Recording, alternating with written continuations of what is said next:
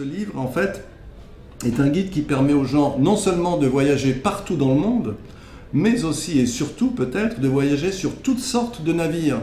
Parce qu'aujourd'hui, il ne s'agit pas seulement de voyager en cargo, en porte-conteneurs, on peut voyager sur des cargos mixtes, on peut voyager sur des baliseurs, des caboteurs, des vraquiers, des rouliers, on peut voyager sur des trois-mâts anciens, des vieux gréements, on peut voyager sur des trois-mâts ultramodernes, des navires océanographiques, des navires de recherche, des brise-glaces. Il y a une quantité de bateaux absolument extraordinaires qui sont ouverts aujourd'hui aux voyageurs, qui n'étaient pas ouverts il y a une vingtaine d'années. L'intérêt, c'est qu'on retrouve le vrai sens du voyage, parce que, comme je le dis dans le livre, le voyage, ce n'est pas arriver quelque part, c'est y aller. D'où la fameuse phrase de Stevenson, « Voyager plein d'espoir est mieux que d'arriver ». Il ne faut pas oublier que ces cargos sont très confortables. C'est-à-dire que quand on prend un voyage en cargo, on a une grande cabine, on a des hublots, on a une salle de bain, on a accès à tout le navire, on a 3 repas par jour, un gymnase, une salle de vidéo, on peut accéder à la passerelle, à la salle des machines. Le bateau lui-même est un but et une destination.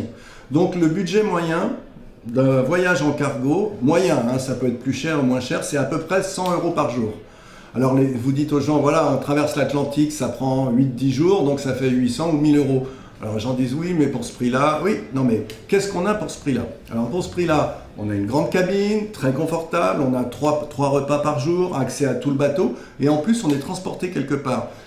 Ça concerne toutes les populations, les gens qui n'aiment pas l'avion, les jeunes étudiants qui veulent de l'aventure, les retraités qui ont le temps, les voyageurs qui veulent retrouver vraiment le sens du voyage. Ce qu'il faut comprendre, c'est que les gens aujourd'hui ont envie de lenteur, ils en ont marre d'être parqués comme du bétail dans des avions, dans des voyages organisés. Les gens veulent retrouver la vraie dimension du voyage. C'est pour ça que le mot d'ordre de ce livre, c'est « Slow is beautiful ». Il faut retrouver le sens de la lenteur, surtout dans le voyage. Et de ce point de vue-là, le cargo est un outil extraordinaire pour retrouver l'émerveillement qu'on a au long des vrais voyages au long cours. Parce que c'est assez compliqué quand même de voyager en cargo. Il faut être quand même soutenu par une agence parce qu'il y a des législations internationales, notamment américaines après le 11 septembre, qui compliquent un peu la vie des passagers. Donc on rend compte un peu de tout ça dans le bouquin. Je suis le directeur de Mer et Voyage, cette structure qui est spécialisée dans le voyage en cargo, ce qui nous a donné l'occasion de cette soirée avec 2 présentations du guide du voyage en cargo. Le client type est avant tout, malgré tout, un passionné de la mer, ça c'est certain. On ne peut pas partir 40 jours ou voire 80 jours en tour du monde sans aimer la mer, ça me paraît difficile. C'est quelqu'un qui est capable de s'envisager en dehors du regard des autres. Donc nous apportons une garantie vis-à-vis du client pour que la réalisation de ce voyage se fasse bien.